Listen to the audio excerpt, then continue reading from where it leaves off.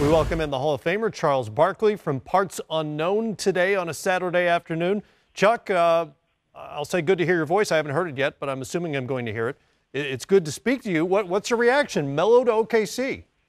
First of all, you guys know how to screw up a Saturday afternoon on the golf course. Blame the Knicks. Whoa. Blame the Knicks and OKC. That's not our fault, Charles. I was having fun with my kids. Okay. Listen, man. I think it's a good trade for the Knicks. I'm a big Cantor fan. I like McDermott coming off the bench, but I think I like Cantor. I think he's one of the best low post scorers in the league. I think he gets a bad rap because people say he's not a great defender. There are been a lot of great players who haven't been great defenders, but he can flat out score. From Oklahoma City's perspective, I don't know how this deal is going to work out because you got three guys who need the ball, who are all terrific players. But I think the biggest thing that I will be concerned, how much noise is there going to be around this team? Because everybody in the room knows Paul George is probably going to leave after 1 year. And, that's been one of the things that's really been problematic for the NBA the last X amount of years. Like, all next year is going to talk about is LeBron leaving Cleveland. That's going to be the big elephant in the room. So I don't know how Westbrook, George, and Carmelo are going to work together. Carmelo's an offensive player, but the ball is going to be in Russell's and Paul George's hands. And if Paul George is going to be fully invested or he just wasting time until he leaves to go to L.A., I think that's a big deal.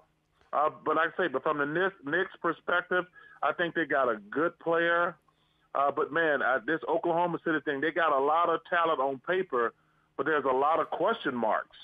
Well, Chuck, let me throw the counter argument at you in terms of Melo. We've seen him so good as a catch-and-shoot kind of player for USA basketball over the years. At the age of 33, at this point, obviously wanting to be on a contender, chasing a championship, don't you think he'd be more amenable to that sort of role? That's a good question. You got to understand something. First of all, Russell Westbrook hasn't signed his deal yet. So you got to factor that in also. I mean, I'm surprised Russell hasn't signed his deal. Like I say, the big elephant in the room is Paul George. But are they as good as the Rockets or the Warriors? I don't know the answer to that question. But I will tell you this.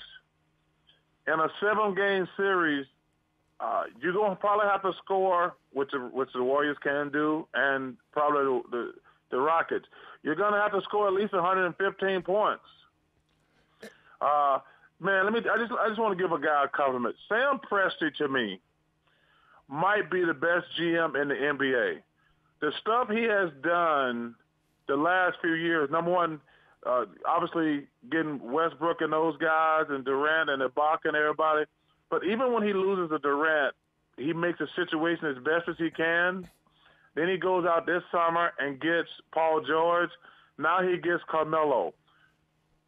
Sam Presti might be the best GM because he gets really good players, and he don't give up a lot. I mean, he does a fantastic job. And, Charles, I'm going to stick with that theme. With Sam Presti going out and making all these moves, does Russell Westbrook say, you know what, I want to sign this extension now because Sam has done all the things for me to say now I can go try to win a championship? Man, I hope Russell stays there because Sam has done everything within his powers. I mean, think about it. There's not a single person who thought Paul George was going to end up there. There's not a single person who thought Carmelo was going to end up there. I take my hat off to the Oklahoma City Thunder. They've done everything humanly possible to give Russell so he wasn't a one-man band. And they still have Steven Adams, who I think is probably one of the most underrated players in the NBA. But like I say, man, I just don't know. That's like I say, they want us to just guess all the time, and I hate that. I don't know how this James Harden and Chris Paul thing going to work out in Houston. Does it look good on paper? Yes, it looks good on paper. But these guys, we don't play basketball on paper. Like I say, listen, I'm just going to give Oklahoma City a lot of credit to get a player like Carmelo. But listen, from the Knicks' perspective, I think they did great considering the situation they were in. Chuck, just to backtrack a second here, you weren't one of the guys killing Sam Presti when he made the James Harden deal, were you? Well, you got to understand something. I'm one of the guys who think everybody who killed Sam Presti for that deal don't know anything about basketball. Okay, just making sure. No. Let me make this point because D. Scott knows this. James Harden would have never been James Harden if he stayed in Oklahoma City. You know, that's the thing that people forget. They wouldn't go have three guys average 30 points a game, basically, if James Harden had stayed there. I actually thought, and first of all, you take away this too also, Matt, this is a team that should have won the NBA championship 2 years ago. Right. But letting James Harden go, to me, was a stroke of genius because he's a hell of a player, but he wouldn't have been a hell of a player if he had stayed in Oklahoma City because he would have never had the ball. Hey, Chuck, before we let you go, I know you're aware that the president went on another tweet storm this morning, including what he described as a disinvitation to Steph Curry, who has expressed his desire to not attend any sort of White House ceremony to honor the champion Golden State Warriors. What do you make of this unprecedented back and forth between the sitting commander-in-chief and an NBA team? Well, I think it's unfortunate. I think it's really unfortunate. I think that it's an honor and a privilege to go to the White House, no matter who the president is. It's an honor and privilege to go to the White House. And also, I thought it would have been an opportunity for those guys to sit down and talk to the president about some of the issues and concerns they had. If I got a chance to sit with the president, I'd say, we're all concerned about police brutality. I'm concerned about DACA. That would have been a chance to they could have negotiated a sit down instead of just coming there and do that informal stuff where he stands there and you get your jersey and everything. But it's unfortunate, and it's just really sad, to be honest with you, because it's an honor and a privilege when guys start not going to the White House because they don't like who the president is. I think that sets a bad precedent. All right, Chuck, back to the course. You know what? Because it's something you don't hear that often. Charles Barkley for birdie. No, I wouldn't expect to hear that at all. That, Charles. Hey guys, by the way, last time having me, guys. Chuck, before I let you go, last time I spoke to you, you were on your way to work on your health. I saw a picture of you somewhere. You look fantastic. Where are we now in terms of the weight loss? Man, I've lost 45 pounds. Good for you. Give a shout out to, I'll give a shout out to all my trainers who've been fantastic. I just got fat and lazy, all on me when I got my new hips. I took the entire summer off. That's why you haven't seen me anywhere this summer. I've been working on my trainer 5 or 6 hours a day, and I'm down 45 pounds, and I feel great. But I'm not going to get fat again either. That's the main thing. Well, good for you. Continued good health. Great to talk to you. Take care of those hips. No dance floor. No dance floor. Leave those hips alone now. Hey, listen, you don't have to worry about that. All right, Charles Barkley with us.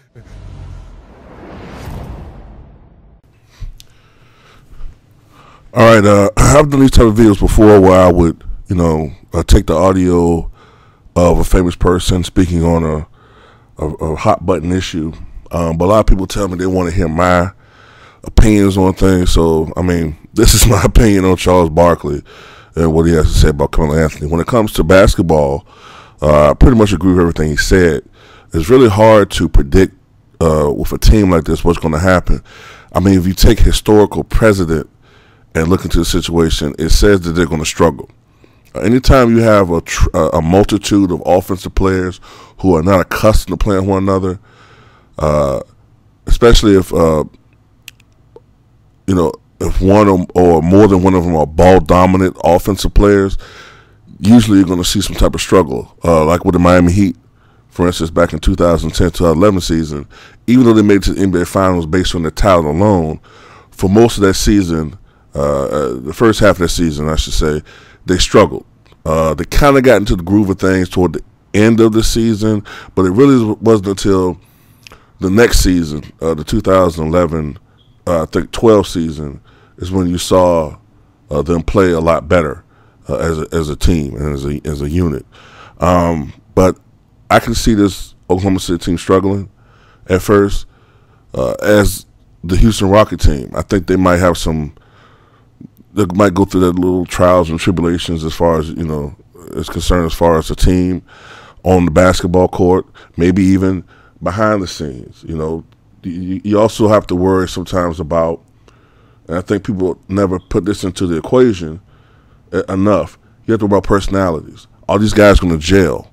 Carmelo Anthony has a reputation for being a prima donna. He did not get along with his coach in Denver, George Karl. He did not get along with Mike, what was the guy's name? Mike D'Antoni, and with the Knicks. He did not get along with some other coaches. There are some guys who have said, I think it was, Tim Hardaway Jr., said that during his first tenure with the New York Knicks, his first tenure, that he had got on Anthony about playing defense, and Anthony told him, "Who are you talking to?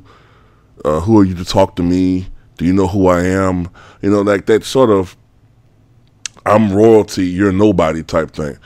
So that's not going to fly in OKC because, Anthony, you're for the first time playing on a team where you're not the best player, and that's not your team. So you're going to have to check your ego, okay? So that's the thing I'm concerned about, too, is the personality aspect of it. Now, when Barkley's talking about politics, hey, that's his opinion. I don't think Trump is interested in negotiation unless you adhere or bend to him. That's his personality, okay? He says he's a great negotiator, but you have to bend to him. Now, from what I've read, he can sometimes change his opinion if he's talking to people who he think are informed on the issue. He's not. But let's be honest here. Trump is a white supremacist. He's not going to come to the bargaining table with a black person and think that, and you think that he's going to change his long-standing bigoted views and biased views, prejudiced views in certain areas, and you think he's going to change them for what reason? Because, you're trying to get him to see the light, so to speak. That's not going to happen. So with that, I don't agree with Charles Barkley, but hey, that's just my opinion. But tell me what you guys think.